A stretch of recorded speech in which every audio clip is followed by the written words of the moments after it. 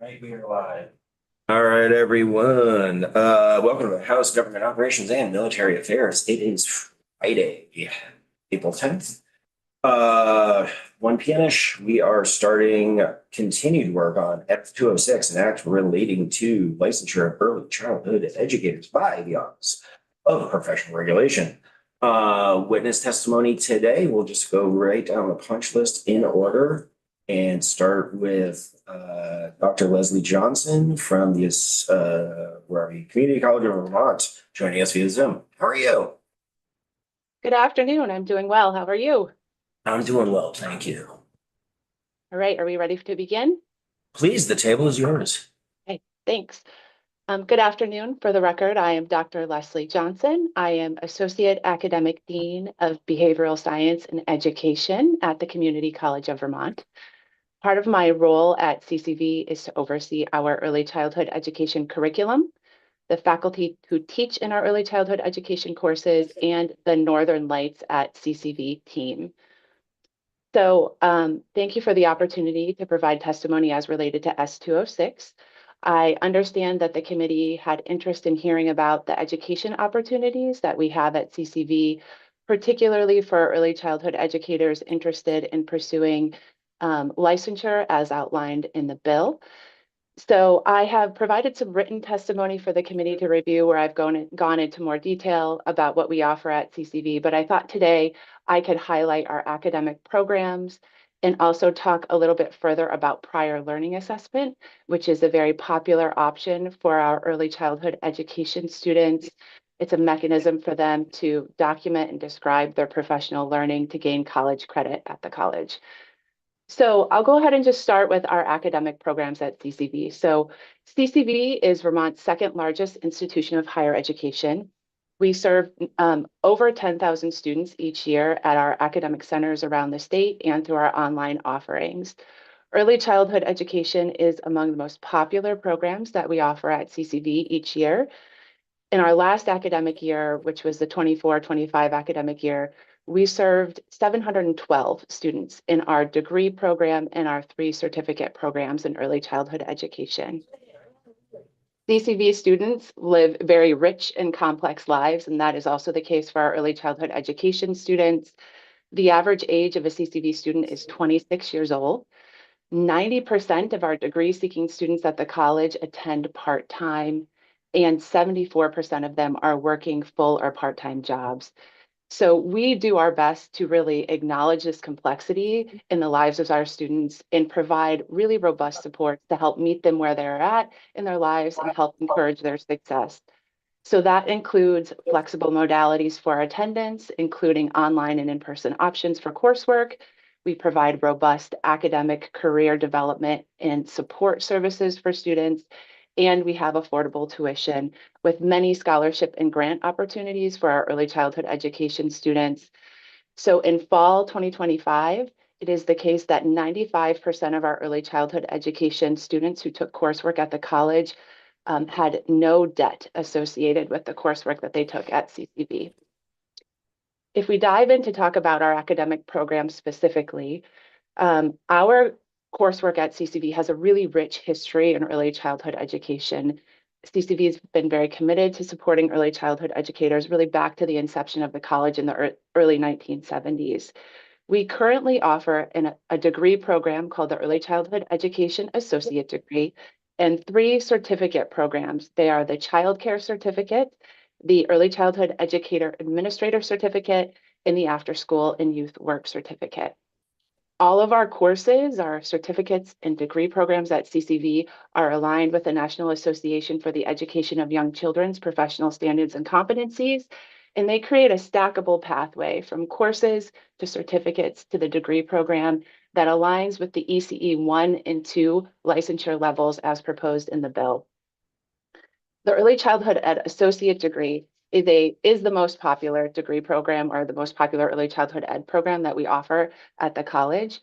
It is a 60 credit program for students, and students experience coursework that allows them to develop competency in areas such as child development, family and community, teaching and learning, health and safety, professionalism, and program organization.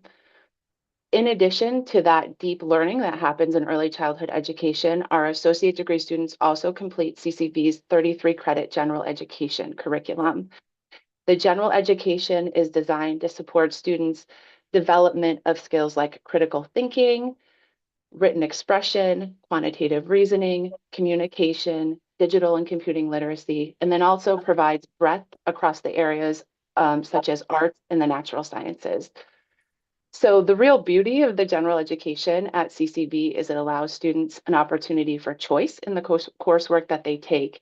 And we encourage all of our students, including our early childhood ed students, to take coursework in the gen ed that's going to give more depth to their early childhood education experience. In addition to the associate degree, as I mentioned, we offer 3 certificate programs. Each of our early childhood education certificate programs, they are each 24 credit credentials. They are aligned with current workforce outcomes so that someone could complete that certificate, get depth of knowledge in early childhood education that aligns with a specific role that they want in the field currently. In addition to getting that depth of knowledge, the idea with a certificate is that it also provides a bridge for students who would like to continue their learning at the associate degree. And it does that by fueling academic success and encouraging momentum from students. So the idea is you might start at CCV taking a few courses, build to the certificate, and then further on to the associate degree program. Once students complete their education at CCV with an associate degree, they could then capitalize on many of our transfer pathways that we have to four-year institutions, both in the state of Vermont, at Vermont State University and at the University of Vermont, or in some of our other partners in the Northeast region of the country. So we have very robust options for students on the academic side. We also really recognize that is the case, that early childhood educators who work in the field have rich college level learning that they may have learned or gained through their experiences working with children and families in their roles outside of the classroom. So we support students to gain credit for prior learning through the Vermont State College's Office of Prior Learning Assessment. So in the Office of Prior Learning Assessment, we help students describe and document their college level learning for credit, for college credit. There are multiple pathways for students in the Office of Prior Learning Assessment, or options for prior learning assessment activities. They include credit by examination, an individual course challenge option where students can document their learning for a specific course in the catalog, or a portfolio course. Portfolio courses are opportunities for students to be supported by a faculty member to document and describe their learning for multiple college courses at one time, so they can gain multiple course credits through the portfolio options that we have. Prior learning assessment is a very popular option for our early childhood educators. In fact, since 2017, early childhood educators have accounted for about 50% of the students who've gone through the prior learning assessment process. If we look at the routes that are most popular for early childhood educators, the course challenge option, where they focus on one course at a time, is the most popular route. And we see a success rate of 97% for early childhood educators in that course challenge option. In our portfolio courses, we have great success for early childhood educators too. So since 2020, we've had nearly 150 early childhood educators go through our portfolio courses, and it has resulted in 2,811 college credits earned by those students. These awards have resulted in an average of $5,000 in tuition savings per student and 250 hours of time saved in the classroom for those students. So I just want to emphasize that prior learning assessment is an existing option for students, and our early childhood education students are very successful. In fact, we see that students who've had as little as 1 year of experience in the field can be successful in prior learning assessment. And we have multiple scholarship and grant opportunities specifically for early childhood education students who want to go through the prior learning assessment process.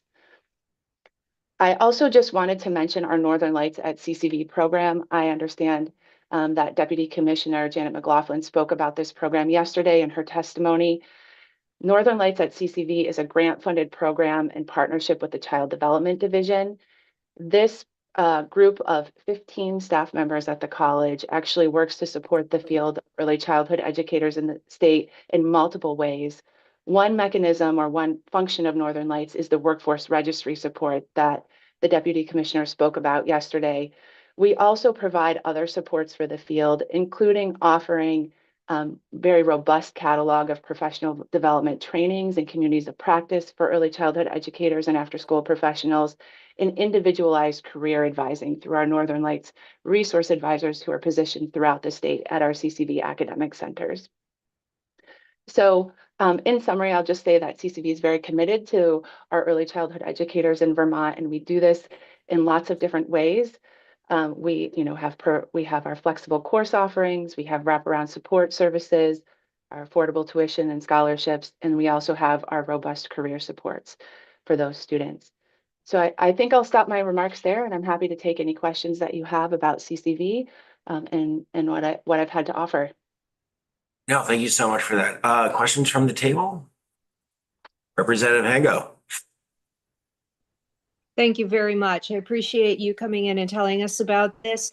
One of the questions that I had is how many different locations are your courses offered throughout the state? Where are they geographically? And could a student living in one part of the state complete their entire degree at their nearest CCV location? Yeah, thank you for that question. So CCV has 12 academic centers around the state of Vermont. So we have a very wide geographic reach. We are currently not offering in-person courses at all of those academic centers. And the courses that we're offering in early childhood education specifically are offered at even a smaller subset of our academic centers currently. So a student at this moment in time would have to complete part of their degree program online at CCV if they wanted to pursue an early childhood education associate degree. Most students could drive to an academic center near them to complete their general education courses. If you lived near our Winooski Academic Center, you could take some of your early childhood education courses in the center in Winooski. But if you wanted to complete the full degree program, you would have to expect to complete some of that program online.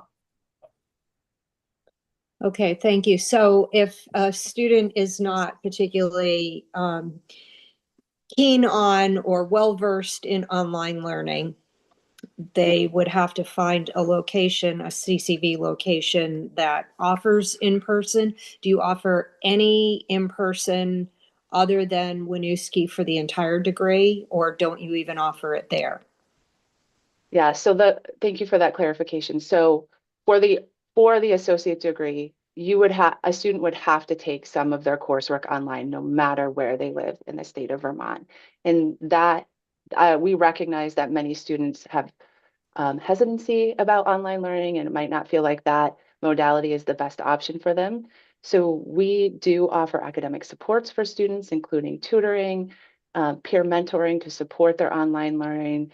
And we hope that over time, students can grow towards online learning throughout their curriculum. And we see at CCV that success in our courses across modalities is actually equivalent. So students do just as well in online courses as they do in in-person offerings across the college. So we've built out many ways to help support students grow their confidence towards online learning. Thank you. And I guess one last question that I have is if a student is learning all virtual, how do they do their practical work? I would imagine early childhood education involves a lot of hands-on learning. So how does that happen for a student? Yes, that's a great question. So we have applied learning throughout our curriculum at CCV. Oftentimes, online coursework asks students to rely upon their experience in the field as a way to practice what they're learning in the classroom. We also have a required course that is a internship course as part of the early childhood ed associate degree and the child care certificate program. It's called Professional Field Experience. It requires that all students do an 80-hour internship in the field before they can graduate with either of those programs. We do see that many of our early childhood education students come to us already having been working in the field. And so for those students, we have options for them to document their current work experience to help meet that requirement in the program.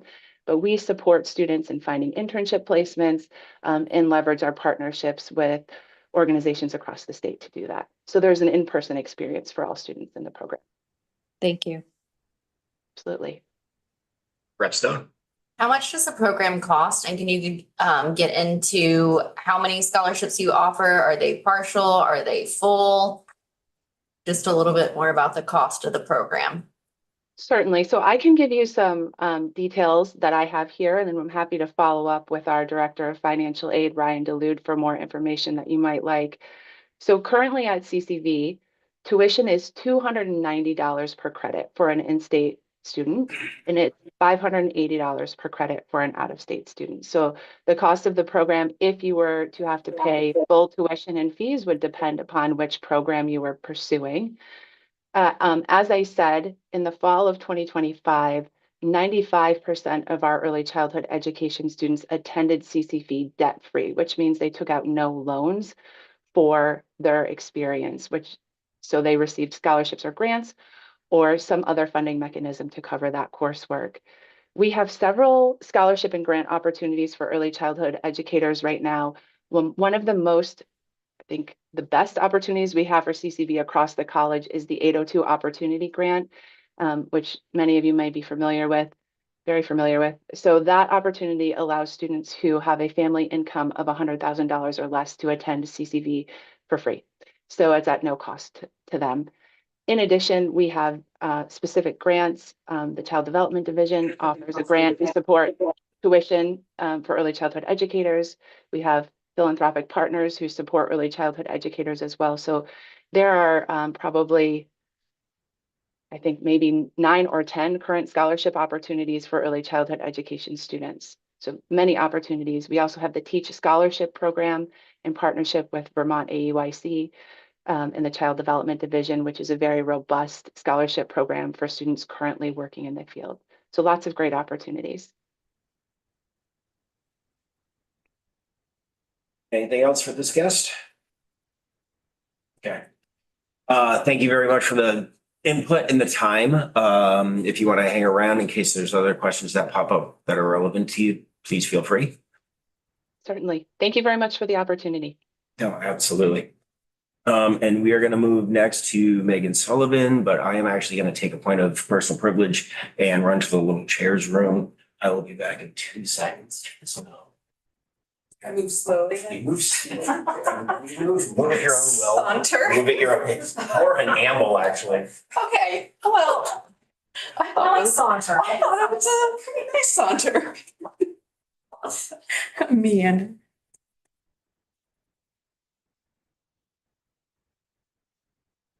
Old music. Right, we need old music. Yeah.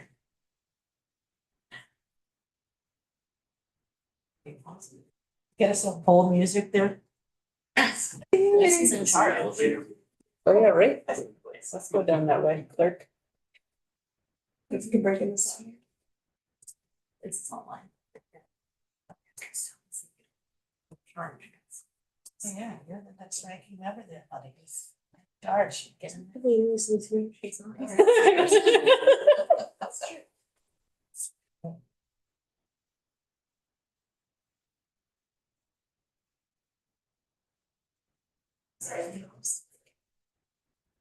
you for your patience.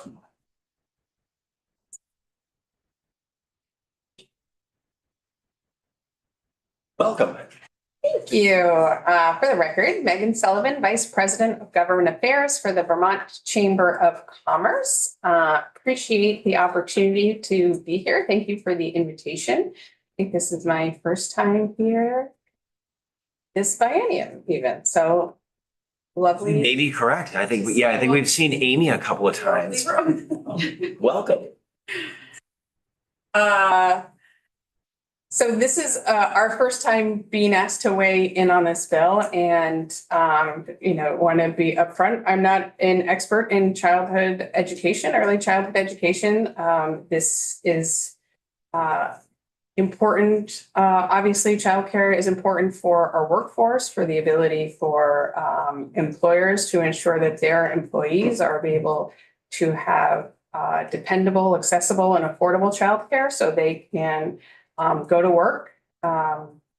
And I think the goal of this bill is clear and important. Professionalization for this workforce to establish a more formal pathway and increase wages in the field that they're working is valid and worthwhile objective to be looking at. So in preparing for what we thought we might be able to bring to the table today was some analysis of the data around labor markets to see what does happen in other labor markets when a profession, if it's professionalized, if there's licensure, what does the data say about what that can do to a labor market? Because we know this industry, like so many industries, are suffering from Vermont's very challenging demographics and labor shortages. And I think what we found is there are pros and cons to both sides, like anything. So in Vermont, sectors with higher levels of licensing consistently experience significantly higher vacancy rates, often ranging from 15 to 29% compared to roughly 4.9% in the broader labor market. And that is what economists describe as the vacancy paradox. So wages go up, career pathways become more structured, but the number of unfilled positions increases, right? That's why they consider it a paradox. And that's because licensure isn't creating new workers. It's more restricting the pool of individuals who are legally able to enter the field. We have not a finite number of workers. We would love to recruit more people to Vermont, but at this point, we're not adding workers, but we're creating sort of a smaller pool when you create this sort of licensure expectation. So that's what we've seen in other labor market areas when there is professionalization. It also changes how the labor market functions. In non-regulated sectors, employers can hire based on potential and provide training on the job. In regulated sectors, that flexibility is more challenging, and employers have to rely on a pipeline of credentialed workers, which can take longer to develop, creating supply inelasticity in a system that can't respond quickly to workforce demand. There's also some evidence from what we found that entry-level roles in licensed professions experience higher churn, not lower churn. And I'm going to talk about sort of those higher levels as well. In Vermont, some credentialed entry-level roles see separation rates as high as 15.2% because people are getting into this workforce and then exit to get that credential. So that entry-level position sees that higher level of churn. People aren't necessarily going into that entry-level position looking to sort of stay there as a career. Again, this is the data that we have found, and it's something I think considering what the pros and cons are. But at a system level, it's resulted in shortages in entry-level positions, even as the profession becomes more structured. On the sort of pro side is professionalized occupations tend to have an overall lower separation rate. So workers are more likely to stay once they've obtained credentials. In Vermont, separation rates for professionalized occupations are approximately 8.12% compared to 11.5% in the general labor market. The Vermont Futures Project has sort of a larger deep dive into data on this that we can also share with the committee, but didn't want to hit you with a lot of data and numbers in a Friday afternoon after lunch. So I think the broader economic implications are something we looked at as well. So when a supply of workers is constrained, employers raise wages for smaller pool of credentialed workers. At the same time, they're taking on additional administrative costs related to licensing, continuing education, and compliance. Those combined pressures create what's known as a cost push inflation, where the cost of delivering services increases and those costs are passed through to consumers or absorbed through funding. For small businesses, these additional requirements can introduce ongoing friction costs that are difficult to absorb, particularly in rural areas. Over time, this can contribute and has contributed to market consolidation and the loss of smaller providers. Again, talking about what has already happened in labor markets with professionalization. This obviously is something being considered for early childhood education.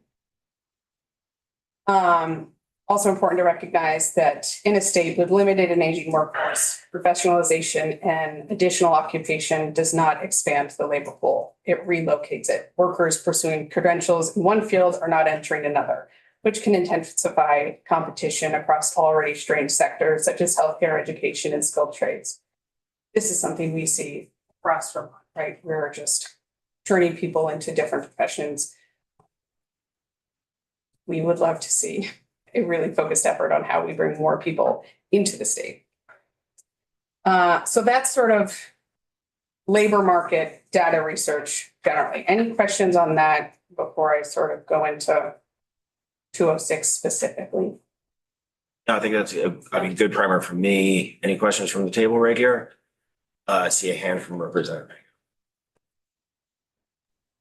Thank you. Hi, Megan. Thanks for being here. And thanks for the kind of dry analysis of the labor market, because we don't usually get that in our committee. So that's really helpful. And yes, if you can pass on the Vermont Features charts to us, that would be great. Their statistics.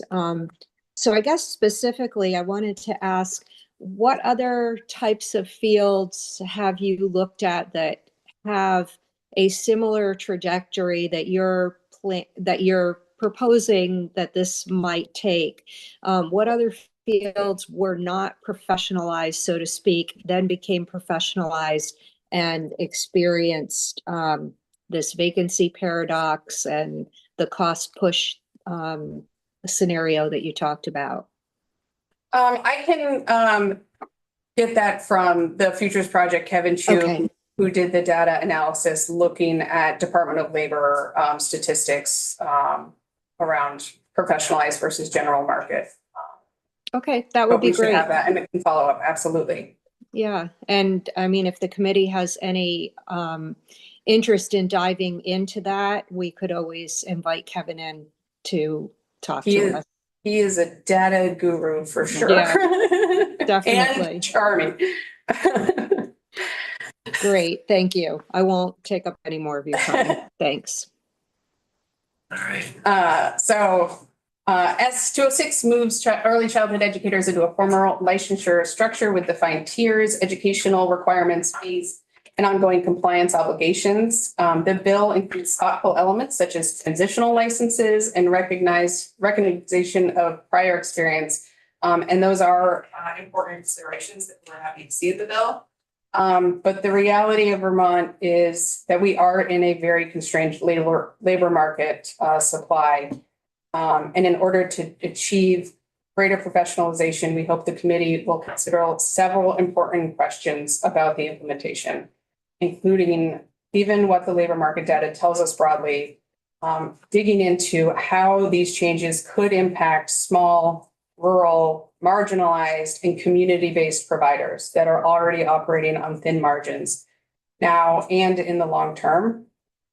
And how will the additional costs associated with licensure, education, and compliance be absorbed in the system?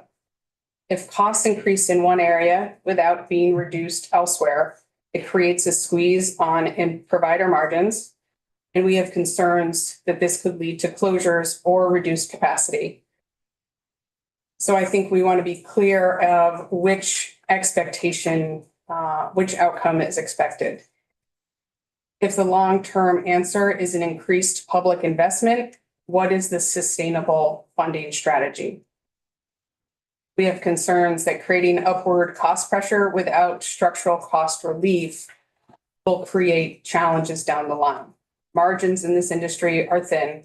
Families cannot afford to pay more. And so if the only future solution was to include increased government subsidy, I want to be transparent upfront at this stage that an increased payroll-based financing mechanism on employers and working Vermonters is not something we would support. Vermont employers are already navigating significant cost pressures, and additional payroll taxes would have broader implementations for wages, hiring, and competitiveness. So the goal of professionalizing this workforce and increasing wages is one that we respect. And the question we would ask the legislature and to dig into is whether this approach will strengthen the system without further constraining the workforce that depends on it. Okay, any questions there? All right, thank you very much. And he will toss around the idea of bringing in the data friend as well as we keep poking at this one. Wow, I got Friday brain going on. Yeah. All right, and our final witness of the week, Sharon Harrington. Yeah. Sorry, yeah. Can you see where I'm at? I think I have my contacts in my eyes right now. It's totally throwing, no, I'm serious. I'm totally throwing me off. Yeah. Taking it extra fun. Yeah, totally. It's like being drunk again. Some deputies. I don't know what's worse, for lunch or after lunch, I'm guessing. Yes, On Friday. yes to both. It's a tough slot, but I know you'll own it. It'll be great. Thank you. I really appreciate you giving me the opportunity to come back again.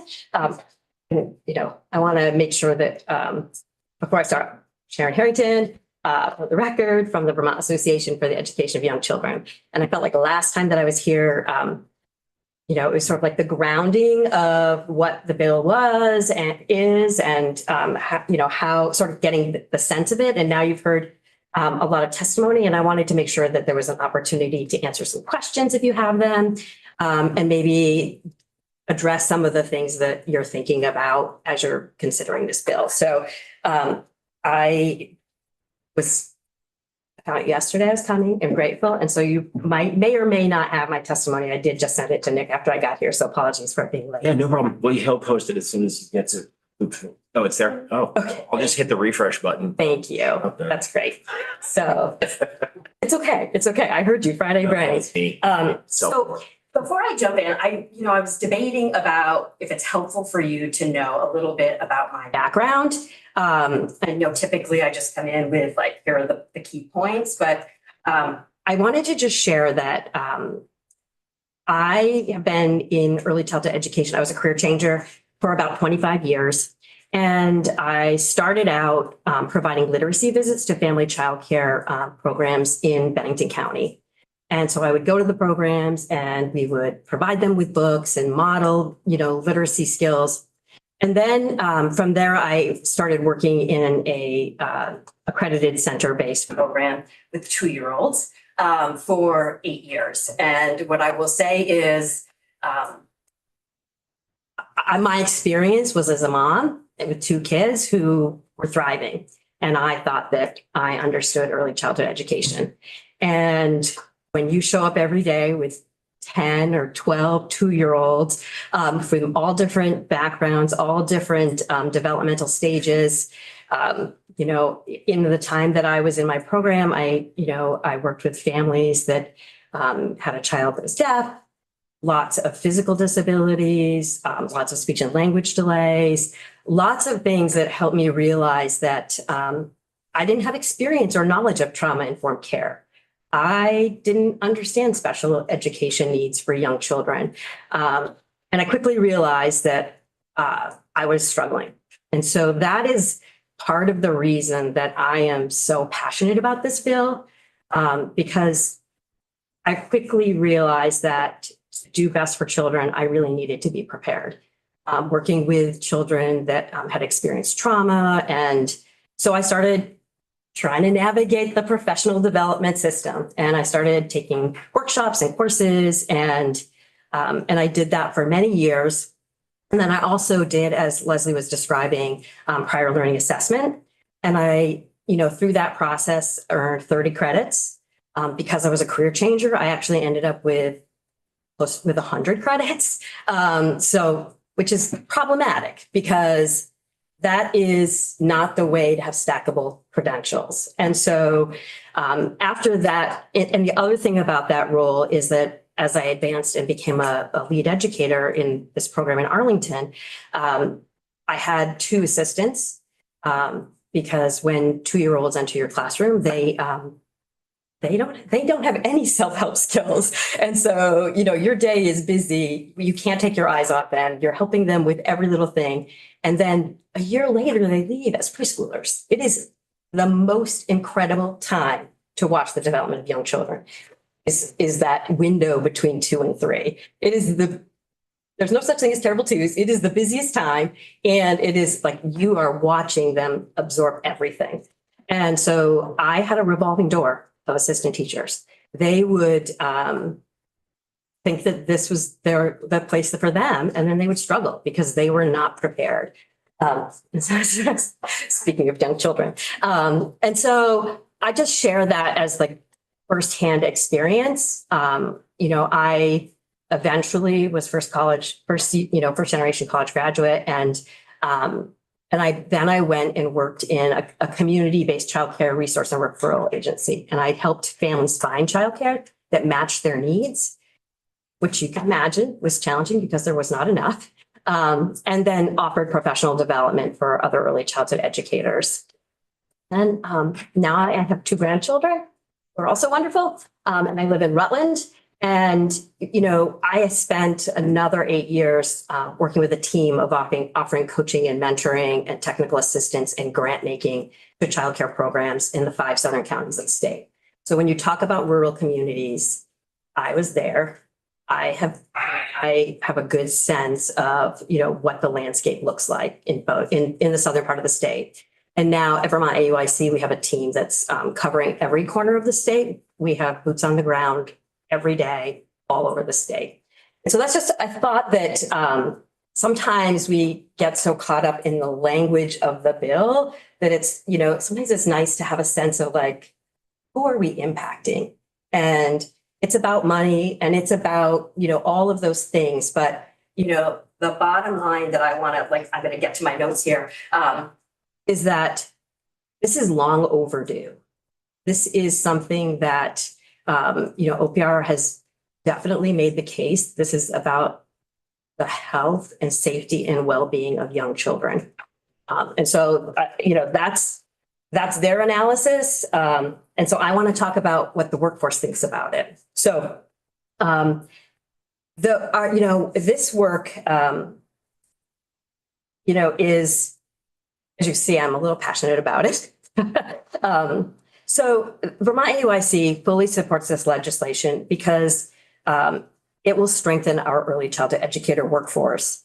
And most importantly, it's what the workforce itself has asked for. And they have also helped design it. The things that were highlighted that are good about this bill, from our previous witness, that is what they asked for. They asked for, a bridge. They asked for opportunities to have time to live into this new system. So if we're serious about growing our workforce, we should start by listening to the people who are doing the work. As the state's largest membership organization for early childhood educators, our role is to elevate their voices, and this bill reflects their voices. We can all agree, Vermont is expensive and we need to welcome business, and Vermont needs to welcome families. And both of these rely on childcare. And that's why we need a bill that will protect and grow our early childhood education workforce. And this bill is a solution to issues that we can all agree upon. So the interesting thing about how we got here is this started 10 years ago when Vermont early childhood educators got together to figure out how to save this workforce. Educators were leaving the field because career pathways weren't clear, coursework didn't lead to degrees, and qualification requirements weren't consistent. And I can speak for myself. It was very expensive. There weren't the resources and supports for advancing a degree like there are now. So over the next decade, Vermont AUIC housed a workforce-led initiative. And that it was an effort to protect and grow early childhood educator workforce for the future of our state. And of course, for children and families. And the way through, they determined, and OPR agreed, is professional recognition through licensure. So this is already a workforce that we have not had enough of. And that people continue to show up because they are committed to this work. And so I just think it is an important piece to remember. We heard some witnesses yesterday, Chris Nelson and Jen Olson talking about, how committed they are to children and families. And I think that is an important piece. People choose this work, this field, this profession, because they're passionate about it. They didn't come here for the $18 an hour, which is a big increase. Some of the data that was shared about compensation has improved since Act 76. So Vermont is regarded as a leader by our national colleagues because we have ensured our workforce is centered in shaping policies that impact them. We had a task force of early childhood educators from across every setting all over the state that worked on this, this effort for outreach. They had a motto of nothing about us without us. And that is sort of the lens that they wanted to have a voice for their profession. So I just want to be clear that this work in Vermont is happening in parallel to what's happening nationally. The framework for this bill comes from recommendations from the Commission on Professional Excellence in Early Childhood Education. And other states are making strides towards advancing the Commission's recommendations. And states now considering investing in childcare are asking for Vermont's playbook on workforce engagement. Recently, several states, including New York and Delaware, have met with us to inform their next steps on how to elevate the voices of those most impacted. As Vermont made historic investments through Act 76, the workforce was designing what accountability and professional standards would look like. Between 2018 and 2022, more than 1,000 Vermont early childhood educators helped design this framework with 89 to 98% support across key components. The level of workforce alignment is rare, and it's why Vermont is looked to nationally as a model. So this, as you can see, this bill is the result of years of direct workforce engagement. Early childhood educators, the people doing the work every day, shaped how they would like to be accountable for that public investment through Act 76. Our workforce engagement was so thorough that the Office of Professional Regulation not only agreed that licensure was necessary to protect the public safety, but they adopted our workforce's recommendations almost completely in their Sunrise report to the legislature, which is what prompted S206. So when I say the workforce engagement, I mean this is not top-down regulation. This is bottom-up design. Since Act 76, the regulated childcare workforce has increased by 8.5%, and the number of educators with a degree has grown by over 22%. That tells us something important. When we invest and create pathways, this workforce responds. Our early childhood educators want to be their best, and they want this back. S206 proposes a license early childhood educators in home and center-based childcare programs regulated by the Child Development and the Department of Children and Families, which I know we spent a lot of time talking about. And we know that this bill is focused on the regulated workforce already entrusted with Vermont's youngest children. This bill is especially important for family childcare educators because the current system makes it harder, not easier, for small businesses to grow in Vermont. Licensure creates clearer, more flexible pathways. So I just want to say that, childcare programs are businesses too. And I'm going to share a story in a minute about, one of those businesses that has expanded. And we know that childcare is necessary for, for our economy, for everyone to work. And that there already is, we've heard that there already are some professional development requirements and some preparation requirements. It's really complicated. And the amendments that have come to this bill have made it so that there are pathways for everyone to enter. And I think that, that is part of this intentional design, that to be able to, with some of the amendments, there's like a permanent amendment that people can come into this field, an EC1, and move wherever they want to go. So I think that that's important to think about. So there are workforce members not impacted by this bill, including public educators, after school only educators, and unregulated childcare, unregulated caregivers such as parents, relatives, and nannies. And that was some of the confusion that, I've been sitting in the room, and I've been sitting in as many committee meetings as I can throughout the last session and this session to sort of hear the concerns so that we can be thinking about that. This bill does not impact unregulated caregivers, parents, grandparents, nannies, people working, caring for one or two other families. So early childhood is already a complicated system involving multiple agencies. And I just want to say directly, no one in the field is asking for more regulation for its own sake. They're asking for the right size regulation because the current system is fragmented and inefficient. S206 creates individual licensure and a governing board of early childhood educators with expertise specific to their field.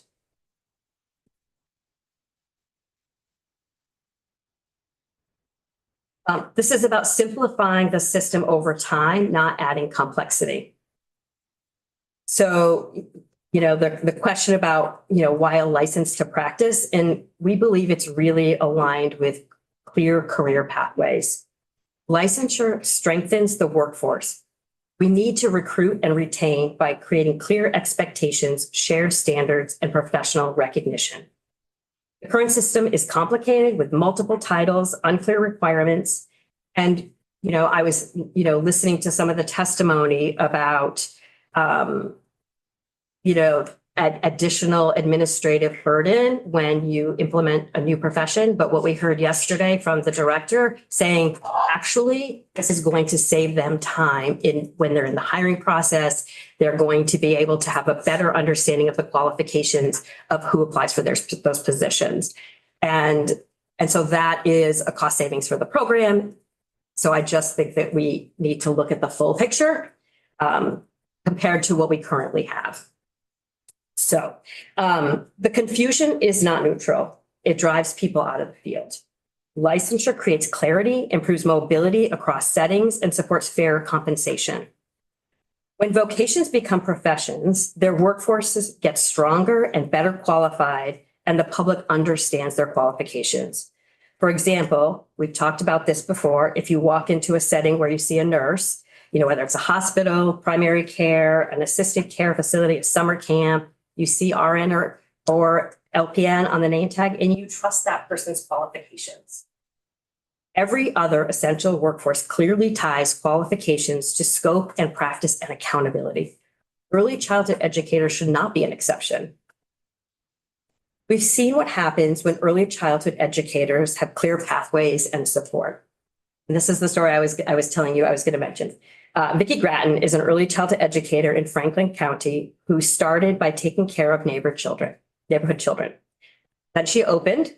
We think about that, family, friend, and neighbor care as a potential pathway to explore if you want to pursue a career in early childhood education. And Vicki then opened a registered home program and realized this was her calling. Vermont AYC administers Teach Early Childhood Scholarship Vermont, a scholarship program that helps educators earn their degrees while they continue to work in the field. And Vicki is one of those educators. As she put it, Teach made my dream possible. The longer I take classes, the more I want to learn to provide children with a safe, loving, and positive learning environment. And so this is what the impact was for her community. Vicki and Michelle Marchant Sheldon who also ran a family home childcare program, leveraged their qualifications and access to grants and resources to open Swanton's first childcare center, Spark Academy, tripling the local childcare capacity and creating new early childhood educator jobs.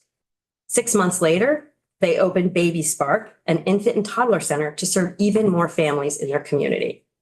That's the kind of growth that should not be an exception. Right now, the system makes that path harder than it should be because our system has lower expectations for family childcare than center-based care. And we have had an under-resourced those educators. The intention is we aim to correct that with this bill. Like family childcare educator Chris Nelson said yesterday, quality does not depend on the door you walk into. Vicki is a driven person who took advantage of resources to grow and meet her rural community's need. Licensure makes what she did accessible, so more educators can grow their programs, respond to community needs, and strengthen Vermont's childcare system. So I want to talk about the workforce pipeline a little bit. So our future workforce is young Vermonters, and we can all agree we want to keep them here. They're excited to join a recognized profession, and they're earning qualifications right now. Growing our early childhood educator workforce has been on our legislature's mind for a long time. The COVID shutdown made it clear to everyone how essential this workforce is to our state's overall workforce, business health, and of course, our economy. So the legislature had this good idea to fund a pilot program, which I was directly connected to, that is now actually a flourishing youth apprenticeship program for students in high school, career and technical education centers who are interested in a career in early childhood education. And there are CTEs across the state that are utilizing this program. This program has more than tripled since its pilot year in 2021. Youth apprentices get paid for work experience in community childcare programs, and they graduate high school with transferable college credits. They're well on their way to a career in ECE. 3/4 of last year's youth apprenticeship class received summer or permanent job offers from their sponsored programs. And programs love having a feeder program where they're shaping their own workforce. And so that's how they can recruit and train their future staff.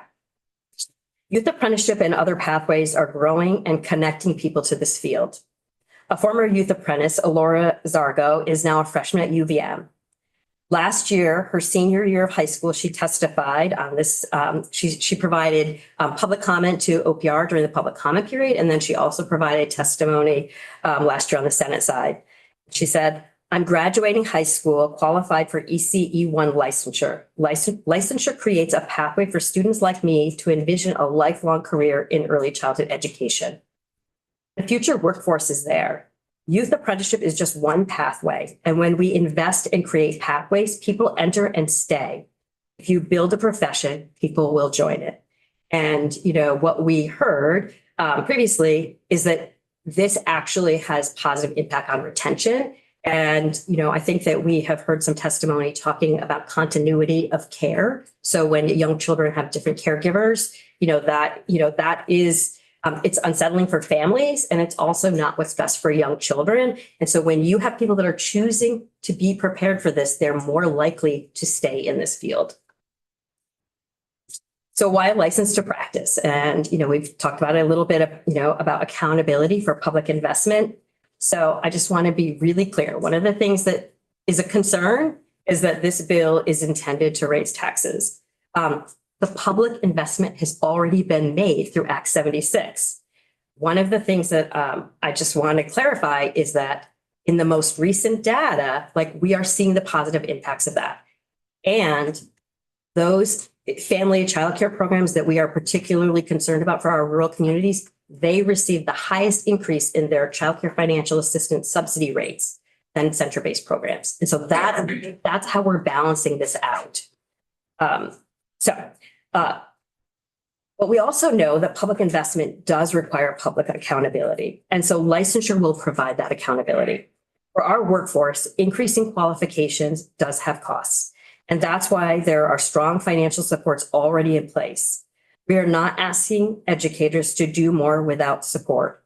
That was built, those were built first. Those supports were already built. And you heard, Leslie Johnson from CCV talk about, like a lot of those supports already exist. So I just want to remind us that, the educators shaped the recommendations of how this would work. They recommended an extended implementation timeline and resources to help educators meet those requirements, and those resources already exist. Many program directors already are planning to cover the cost of licensing fees for their educators because they have a qualified, stable workforce that's so important to them. The workforce is already moving in this direction. The question is whether we support them. Vermont businesses depend on stable childcare system, and that system depends on a stable workforce. This bill is about protecting that workforce and by extension, the state's economy. I mentioned I'm a career changer who went through Community College of Vermont's assessment process and became a first-generation college graduate. And I share that because in my work every day, I encounter people who have the same anxieties that I did. And so I do understand. And one of the things at Vermont AUIC is we've always invited people to the table to share what's on their mind, what they're concerned about, what do they need.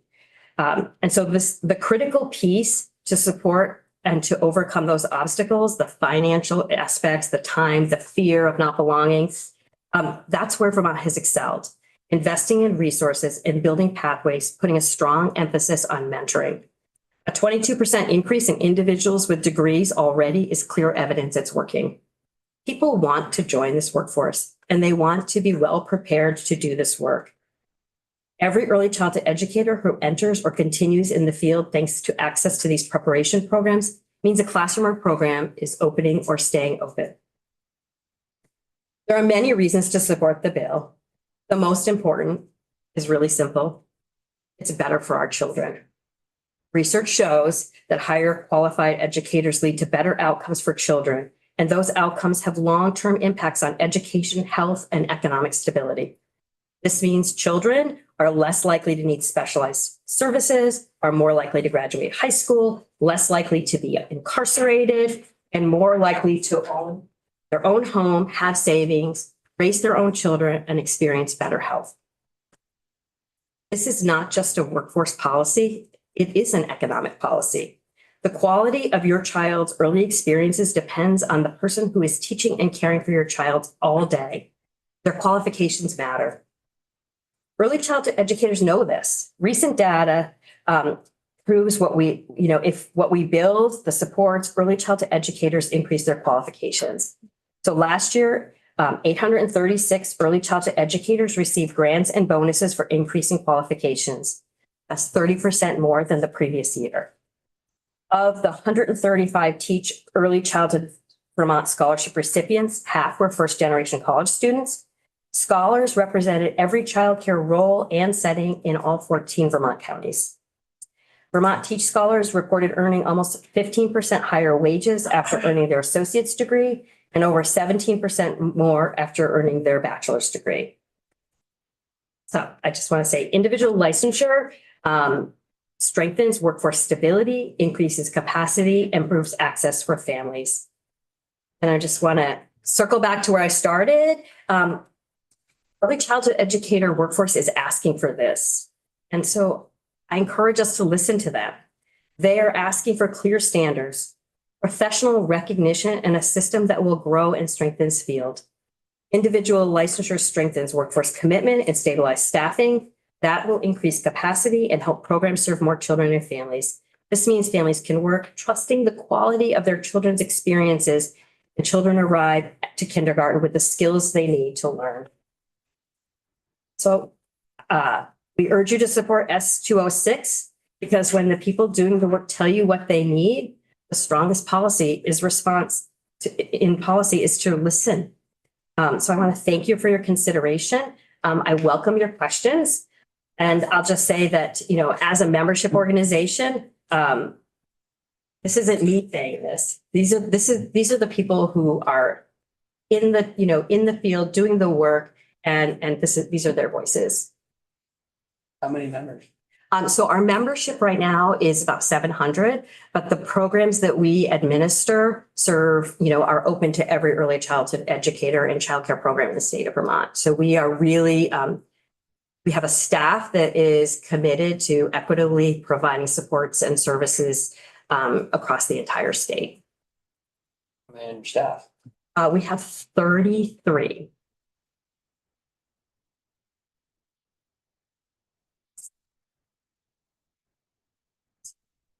Oh, sorry, Representative Hango. Digital I hand. was waiting for a question. Yeah, no. I've gotten very, very out of shape with calling out members digitally. It's funny to have my back to her. Thank you. I appreciate it. I'm kind of slouching right now. No worries. So I'm going to focus particularly on ECE ones because I've been throwing this idea around in my head and I just can't wrap my head around it.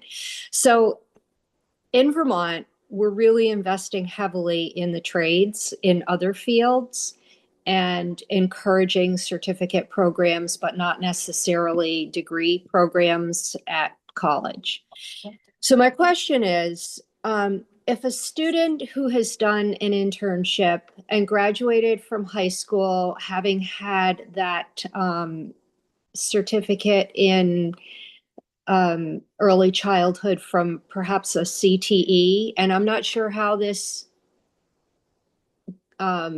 translates to an ECE 1, but my understanding is that they would be able to be an ECE 1 if they attended a CTE program and got a certificate. Is that correct?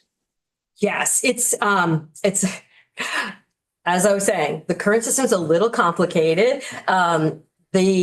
What is happening in most career and technical education centers is they're actually using dual enrollment or fast forward, and they're doing like introduction to early childhood education as a CCV course with their CTE instructor. So it is a stackable credits so that they can take that with whatever direction they decide to go. If they want to go right to the workforce, they can transition right into a registered apprenticeship model, which has mentoring in a sponsored program like other trades that have a registered apprenticeship for the Department of Labor.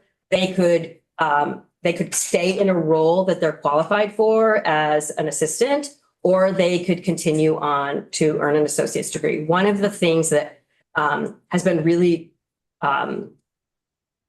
made it a little difficult with the career pathways is that not everything's been stackable.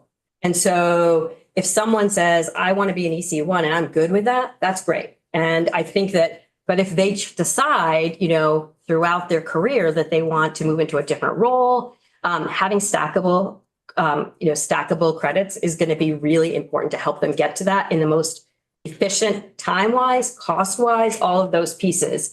When they graduate, right now, the way OPR has described the language in EC1, and I think there's something related to rulemaking, which I'll learn about if we get that far, is that they will have like an EC1 preparation program. So essentially, they're talking about 120 hours. And so that is something that I think is to be defined. It isn't necessarily a credential or certificate like through the Community College of Vermont, because they have specific criteria, which I am not the expert of, but I've asked about it, as to what constitutes a specific certificate. So that's that. It's a new pathway. That's what we're talking about. And I do think that the one thing about these really incredible amendments that have happened is that someone can come in an EC1 anytime. Like people can start out. There's one amendment where people can come in at EC1 and operate their family child care program, and then have 6 years to earn their ECE2. So there's been a lot of solutions built into this. Honestly, when the workforce made the recommendations, they said, we want it simple. We want EC1, EC2, EC3. We want it to be aligned with what's happening nationally so that we can attract people here from other states. And if, someone meets the love of their life and they move to California, they are qualified in another state. So So I think, I don't know if that's directly answers your question. I hope it's helpful. Thanks. All I really needed to know is if a student coming out of a CTE program would step into the ECE1 role immediately, which I think the answer is yes.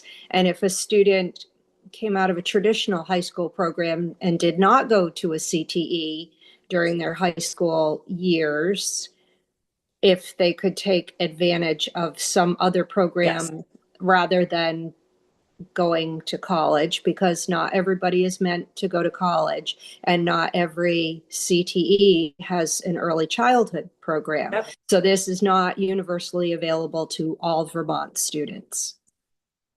Maybe not yet. I think that this is like, we're talking about a brand new system that doesn't exist. And I think that as one of the things that, when the bill was introduced, and some folks who came out and said, we have concerns about this.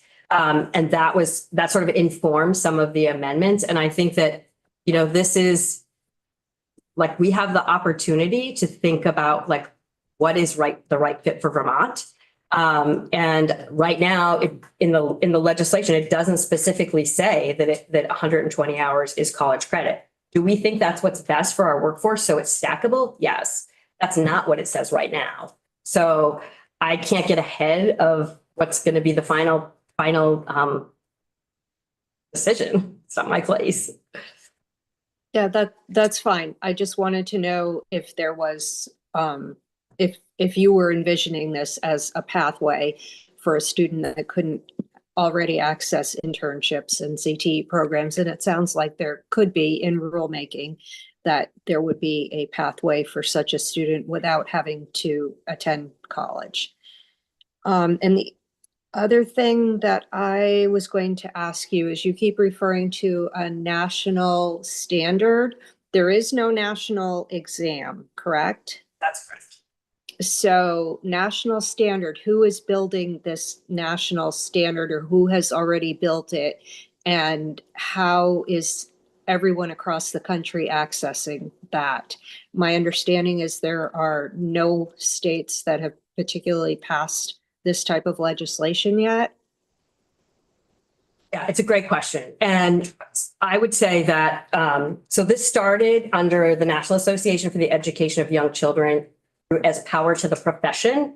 And then, that was how they started it. And then they turned it over to the Commission of Professional Excellence in Early Childhood Education. And it's linked in my document that I submitted today. And there's a unifying framework, and that is what is being used as the guide. And even I think that I had heard last year that Deputy Commissioner McLaughlin referenced California has a work permit requirement. So there are some, it might be called different things in different states. And there are many, many states that have already adopted the EC 1, 2, and 3. It's evolving. And so one of the things that I think is important is that in Vermont, this is about protection of young children. And so that is what's called license. It's licensed through OPR, but in another state, they might have something different. So it might not be called exactly the same. We do not have a license in another state yet, but I imagine it will be something, may be called license. It might be called something else. There are still states that are working on it. Okay, thank you. So no licensure required in other states to work in a child care center, but other states have adopted the requirements of ECE 1, 2, and 3, which are for 2 and 3, the equivalent of college degrees. Yes. Okay, thank you. Sure. And Rep. Hooper. I beg your pardon if you've already explained this, particularly if you've done so thoroughly. Why is it not stackable? If this is, but what the question was, is there a non-credit bearing process? And if someone I did a lot of workshops for no credit. And so my way of getting credit was to use the assessment of prior learning. And then I did have credits to be able to stack to earn my bachelor's degree. But I think that's what I meant by saying it's not stackable. So there are a lot of people who are doing learning in, that's very similar to college level learning. Right now, there is a fundamentals course, which is a 45-hour course to work in a childcare program. They have a year to complete that. So you should be caring for children for a year unprepared. And that is not for credit. If it were for credit, then it could be stackable. So that was, maybe I was a little too in the weeds there. I apologize. No. Anything else for our guest? No? Thank you. Thank you so much for that. All right, committee, good job this week. We did a lot of heavier subject matter within some of the bills that we identified as priority subjects. So we're going to continue doing the same next week. And we're going to feather in a couple of charters. So with that, good work. Well done, as always.